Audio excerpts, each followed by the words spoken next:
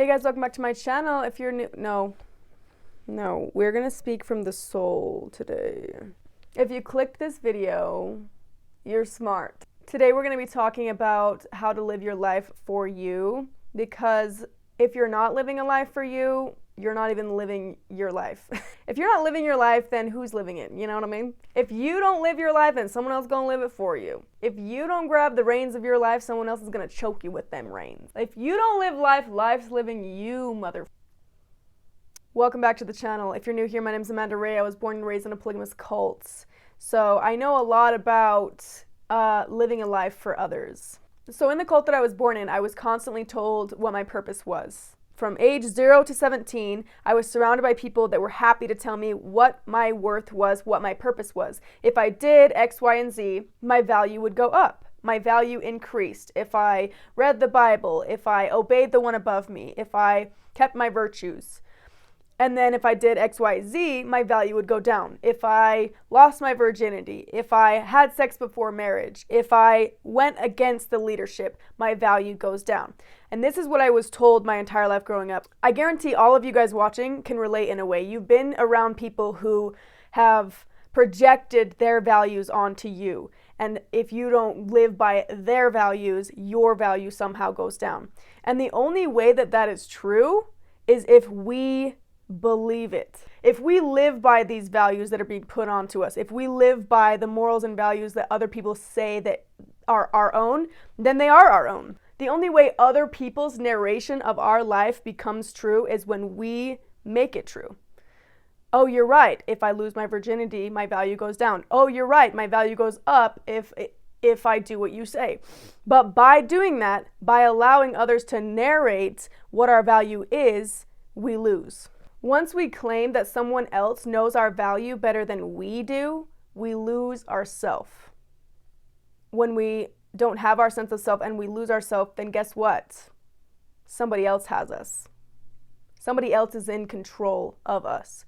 If we're not in control of us, we're not in control of the value, someone else is narrating it, then we aren't even living our own life. Someone else now has control of our own life. We're now living by the rules of someone else's life. Anyone in your life who wants you to lose yourself so that they can be in your life, it's not worth the cost. The cost is too high. Anyone who wants you to lose yourself is not worth the cost to have them in your life. When we lose ourselves, we're living aimlessly and without intention. We find ourselves needing guidance and direction because we can't trust ourselves with our own life. We trust other people with our life more than we trust ourselves. Because we've given the control up and we've let go of the reins of our own life because it seems like it's too hard to take the reins on our own life, so we give it to someone else and make it their responsibility.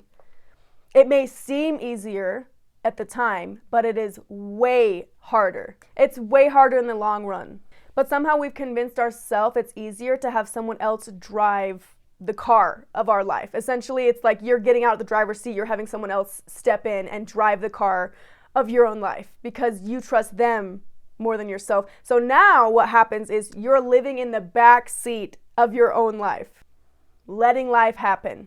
When we do that to ourselves, we're not learning about ourselves, we're not growing with ourselves, we're not trusting ourselves, we're trusting others more than we're trusting ourselves, and we slowly lose ourselves more and more, and it feels like slowly dying. It feels like you're becoming an empty shell of a human being, and this is speaking from experience. You just start to live this life where you never truly know what you're capable of and you never know what you're made of because you're too afraid to figure it out. You're too scared to drive. What tends to happen when you're living a life like this is you have a lot of things leading you. You're not leading you. Fear is leading decisions. Shame, guilt, these are all major parts of why you do what you do in life. The fear of other people's judgments, the shame that comes with failure, with trying to go against the grain, the guilt that comes with the selfishness of living for you and not what other people think that you should be doing. And all of these are guided by other people controlling your life. And for some reason, we think that the fear is helping us. We think that the guilt and the shame is helping us to be able to live our life, when actually it's keeping us from living our life. The fear, guilt, and shame keeps us in the state of undervaluing ourselves.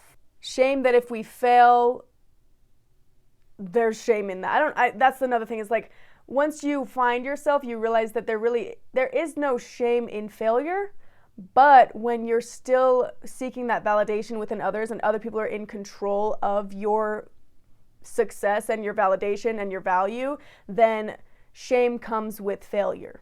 Guilt is a huge part when you start to finally have that shift in choosing you, because you've lived a life so long in the narration of others, where others are telling you what your value is, and that if you don't do X, Y, and Z, then your value is not, you have no value. So then when you finally make that shift to the other side, it's really hard, because you're now fighting against what everyone has told you your entire life of what your value is and what the truth is, and it becomes a selfish thing. You look selfish.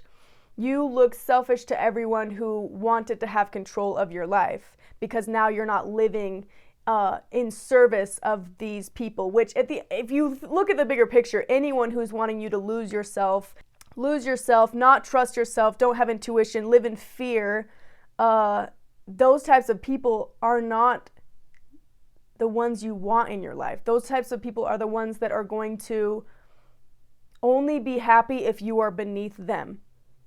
Does that make sense? They're okay with lowering your value. Why do you want someone doing that to you?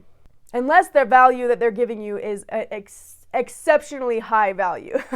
But usually people who want to see you succeed and want to see you really have good value and good self-awareness and growth and all of that, those types of people are never going to tell you, they're not going to narrate your morals and values, because those are your morals and values. A lot of the times people project their own morals and values on other people, like, chastity and religion and beliefs, and after we die, if you don't have those same belief systems, then you're a bad person. But it's really just because they have to keep that narration for their own life, and you having a different opinion threatens their own, because they don't have their own sense of self. They're living by the same laws, and they don't have a handle on their own life.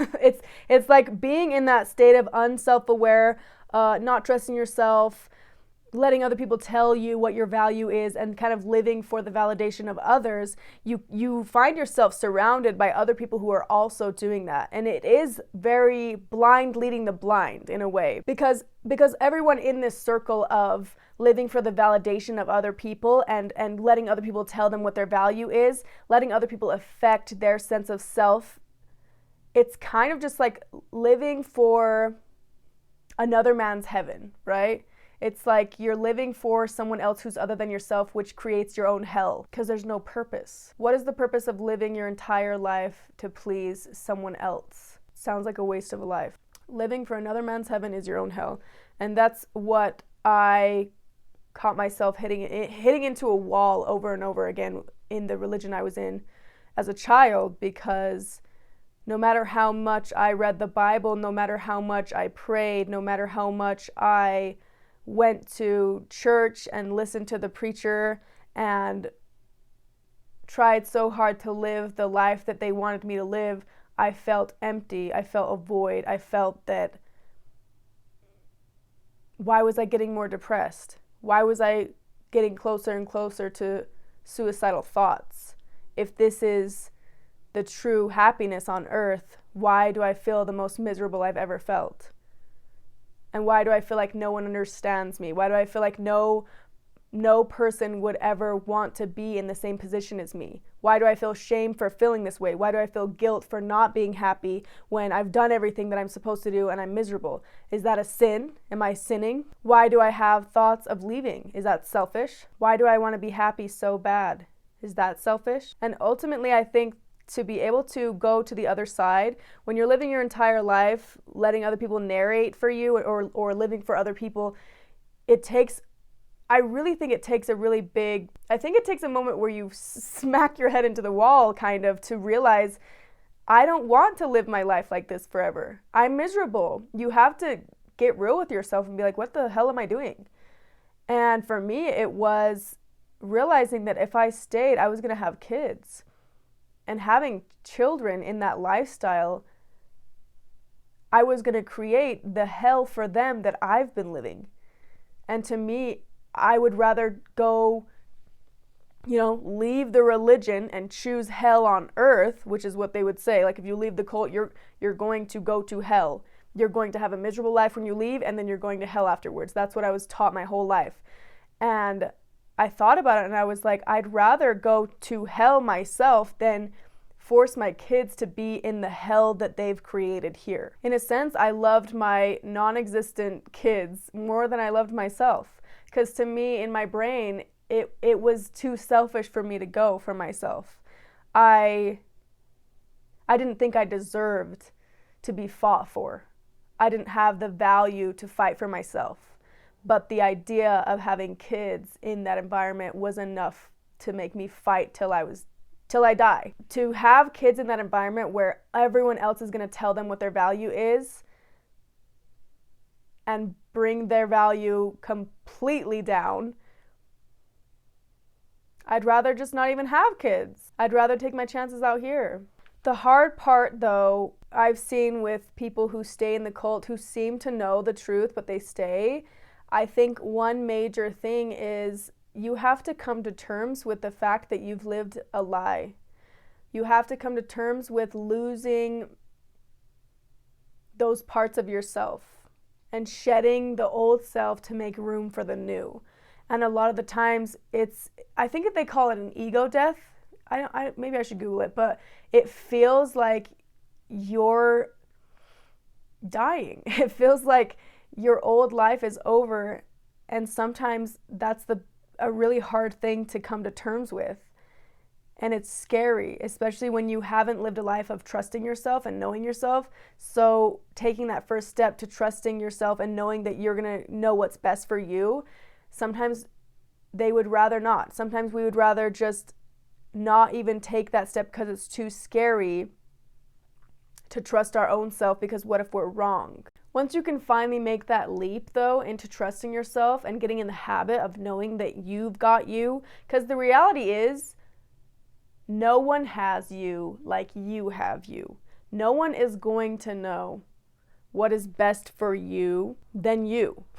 Why would someone who's living this life over here know what your life should have? You've got to start trusting yourself. You've got to start realizing that your intuition and your value is way more important than what someone else says it is.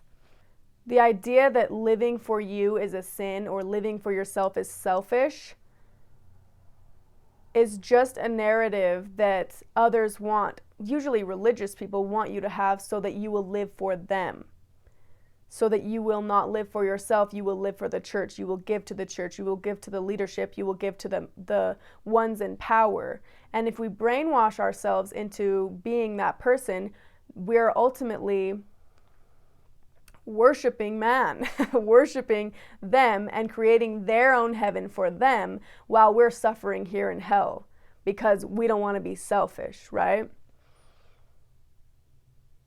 I want to talk about living for others, not living for others again. I talked about it on my Cult a Cup of Coffee, but we're going to briefly mention it here because living for others can be a positive thing, but only if you've found yourself, only if you know who you are. Because if you're living for others and you don't know who you are, you're going to be living for others' validation. When you know who you are, others' validation has nothing to do with who you are as a person. Others' validation, you're not living for others' validation. The most important validation is your own. And that's the truest way to live for others. Essentially, if you have found yourself and you love yourself and you find that validation with yourself, you're not doing anything for others to get something back. There's no intention behind it. You're just simply living and loving because you want to. Whereas when you're living for others' validation and you're insecure with yourself and you're in this state of, I don't know my value, I don't know my worth, you tell me what my value is, you're doing things for others to get something back, to hopefully see value in yourself or see what they see in you. We see this when you don't know yourself and you're dating people, you get validation from them and you get things from them that you should not be getting from them, that you should not be allowing them to give you, if that makes sense. So dating without value, without self-worth and without your own values versus dating people when you have your own self-worth and your own values is completely different. When you are dating people and trying to find people and get relationships, friendships, whatever, you're constantly living a life of, I need other people to tell me what my worth is because I don't know what it is. I don't know what my worth is, so I'm going to seek out people who can tell me what my worth is. You don't know yourself, so you're hoping someone else will know you because you don't know you. You know? Find yourself in relationships with people who are glad to tell you what your worth is. You find yourself in relationships where you value what that person thinks more than your own opinion. So we go from this side, right, where all of the relationships are, they're nothing really deep and they're nothing real because the whole motivation of the relationship is to seek this validation and seek this, you know, we're filling this cup that will never be full because it's not something that lasts, because someone's validation in telling you your worth, that only lasts so long and then you have to get it again. Whereas if you have, you know what I'm saying? If you have an empty cup and you're constantly wanting people to fill that cup,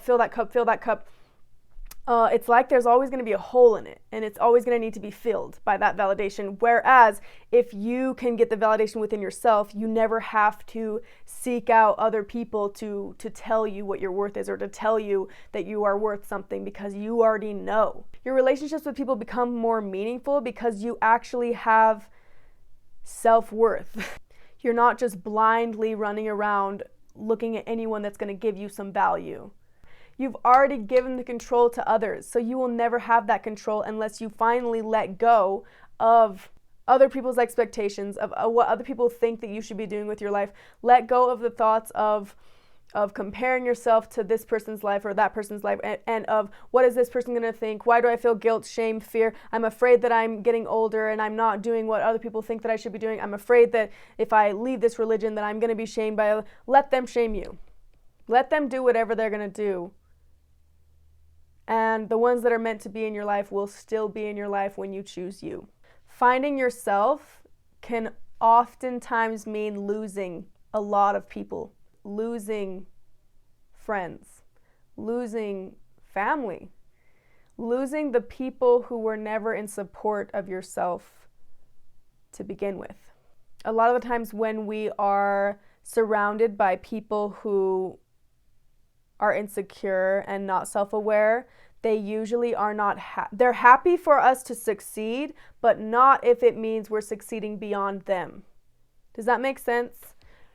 True friends and people who are confident with themselves, know themselves, and love you truly will be happy to see you succeed beyond them because they truly are happy when you are happy. And guess what? They're also happy within themselves, and they don't feel the need to compare themselves to you and feel the need to have their self-worth or validation have anything to do with you because they know who they are. Whereas when you're with insecure people and people who are still seeking that validation with people around them and not even looking inwards, they're constantly looking outwards, they've lost control of their own life. And they're happy if you succeed, if you're their friend, but if you succeed far beyond them, they feel like somehow they deserved it. They somehow have their own crisis within themselves when it's your own life. Do you get what I'm saying? I've had friends where they've seen me succeed and they were happy for me, but as soon as I started succeeding in their brain beyond them, then it gave them this self-hate. Like somehow by me succeeding, I was somehow attacking them. Does that make sense?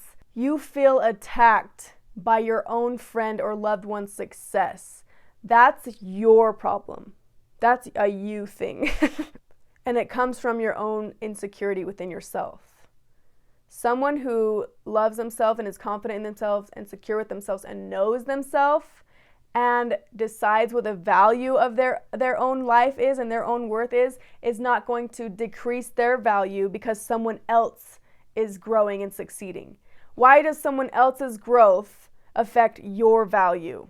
You're two different people. How come this person over here who's excelling in their career somehow means that you're failing in yours? But what you'll find is the the more you can just be happy for that person and be grateful that they can succeed and find that happiness, then the more happiness will come to you. If you've noticed, people who are thriving in life love to see other people thrive. People who are sad, negative creatures, they like to see people fail because it makes them feel better about themselves. They like to see their loved ones fail because it makes them feel better about their life choices. Whereas people who are thriving and happy with their life are usually surrounded by other people who are thriving and happy with their life, and they're pushing each other up. So it's a disease on both sides, right? Which disease would you rather have? Thriving, constant positivity, lifting each other up, or in this other end of the scale where you're negative and happy when people are losing? So it's the same, like, it's just energy, honestly. Like, once you finally found yourself and you're secure with yourself, you get to be on this side, and you get to be happy for all of your friends' success, happy for them thriving, and you also see that you're thriving as well. You don't see your self-worth in someone else's self-worth because you are not them. But when you're in this negative space over here, it's just like that. It's just different levels of energy and vibrations. Like, you can probably live a lifetime of, and I feel like I lived a lifetime of, when I was younger, being very insecure and pointing the fingers, and instead of pointing back on me and taking the control on my own life, I was pointing the fingers on everyone else and having, subconsciously, everyone else was narrating my life. I was living in the backseat of my own life, right? And as soon as I finally got to this point of, wait a minute, this isn't helping me. All this time spent on pointing the fingers and doing all this random stuff in my life to hopefully help me feel better about myself has actually made me feel worse about myself. And if I would have just spent all of this time that I've spent on judging other people and looking at other people's lives and, basically making myself feel better about my life by putting other people down, my life wasn't getting better. My life wasn't getting better. I was in the same place. But if I would have instead of spending that time focusing on everybody else, focusing on myself, focusing on growing, what do I actually want? Let's get in the front seat of the car instead of living my life in the back seat. And let's actually take a microscope to my life and say, why are all my goals not happening? Why am I saying I want all of these things, but I'm doing all of these things over here? I'm saying what I want, but I'm doing something that's completely opposite of what I'm saying I want. Does that make sense? When we live this life of being so judgmental of other people, we're so unaware of ourselves. We're so unaware that what we say we are and what we say we're doing is not what we're doing. We're lying to ourselves, which is also why we think it's helping us to be talking down about our friends and family and people so that it makes us feel better about ourselves. It's really just an insecurity that we have that helps us to keep further living in the delusion.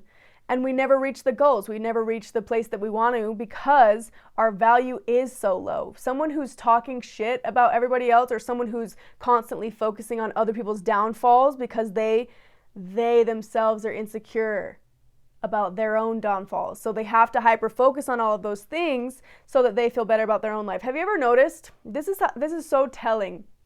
What someone says about someone else, the negative things that someone says about someone else, is very telling about what they are insecure with in themselves. So if you see someone constantly talking about other people's looks, they're insecure about their own looks. If you see someone constantly talking about other people's wages and money, they're insecure about their own. So what they don't realize, though, is if they stopped caring what everyone around them is doing and start caring what they're doing, they'll see their life progressing. But it takes a secure person. It takes someone who took the time to know themselves, took the time to realize what their value was, took the time to take back control of their own life and not let everyone else tell them what their value is. And if you do this, your value goes up. If you do this, your value goes down. By living not by the rules of other people, because you're not living their life. You're living your own. I think we get confused when we're in that insecure state, that when we've been told our whole life what our value is and all of the narration that other people think that we should have on our life, which is actually negatively impacting our lives and theirs by doing that. It's like we're kind of like finding ourselves in other people. Does that make sense? But in a negative way. But you can't live a successful, happy life when you're constantly focused on everything else.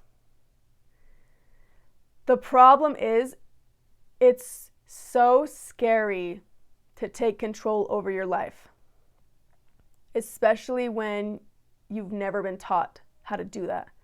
It's so scary to finally take accountability and say, yes, I have been living a lie. I have been wasting a lot of my time, and I'm not going to do it anymore.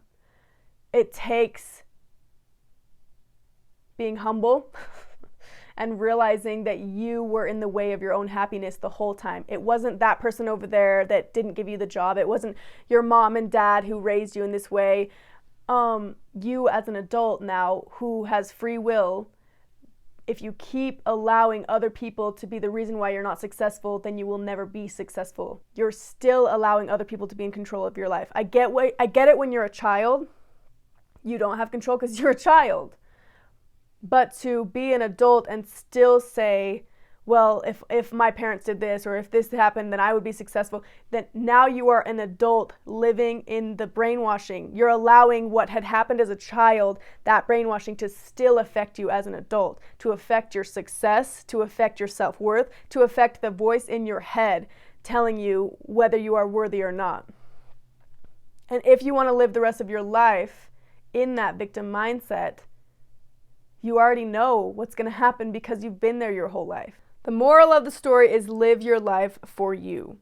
That doesn't mean step on everybody else to get where you want in life. That means search for who you are. Ask yourself, what are your values? What are you doing in life? What is your purpose? What is your goals? Are your actions in line with your goals and your words? Are your words and your actions so far off? Be honest with yourself. If you've gotten to this point of the video and you're really confused on what I'm saying, I want you to ask yourself these questions. What are you doing in life? Why do you do what you do? What are you living for? If those questions are really hard to answer, that may be why this is hard to understand. And I can't expect you to understand me if you don't even understand yourself. Start there. Also, by me saying all of that, did you get defensive? Why? Why not? These are questions you need to ask yourself. I think that a lot of us live this life of like, they offended me, but they don't look back inward as to why they got offended. It's so much easier to be like, you did that. It's so much harder to be like, why did I do that? Isn't that interesting? It's so much easier to be like, well, they only got this because of that. And if I was in their shoes, I would be successful too. Rather than, why am I focusing so much time on doing that? The self-reflection is hard because then you have to realize and take accountability for your life and realize that you're not perfect. But once you realize that, the magic happens, you guys. You can finally live a life with intention. You can finally have control of your life. I think that most of my life I was like, why is it that I feel like I'm not in control? I feel like I have all these goals and dreams and everything's always getting in the way. Someone's in the way of it. Someone's in the way of it. I would even say God. God hated me. God hated me to have me born in this cult and make me a woman. Like all the odds were against me. But the reality is, they're against me if I agree. Life is against me if I agree that it's against me. Everybody else is the problem in my life if I allow them to be the problem in my life. I want to be the only problem in my life, and I want to be able to conquer that. Because I have control over that. I don't have control over everything else out in the world. I have control over this.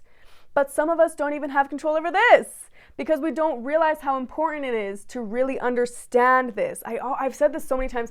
We spend 24/7 with ourselves, and some of us die never knowing ourselves, never knowing what we were capable of, never trusting ourselves, and being too afraid to be willing to learn what this is.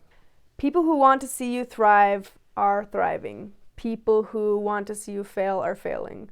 And it all goes back to their own internal monologue. You are who you think you are, and you surround yourself with people who are a lot like you. Most of my life, I listened to all this advice and all of these things that I should be doing with my life, and the people that were giving me these pieces of advice, I would look at their life and I would never want their life. So why would I live by the rules of a life that I don't even want? That doesn't make any sense. So at the end of the day, dive deeper into who you are as a person. Understand every part about yourself. Nothing about you is a waste of time. You have 24/7 with you. So you better learn to be your best friend and to be your biggest promoter and biggest cheerleader. Why would you spend your entire life being your biggest hater? There's plenty of haters out in the world. You don't need to be one of them, though. Live your life for you, or don't live it at all. That's what ultimately will happen. You're going to be living a life that's not yours. I am Amanda Ray, and I approve of this message.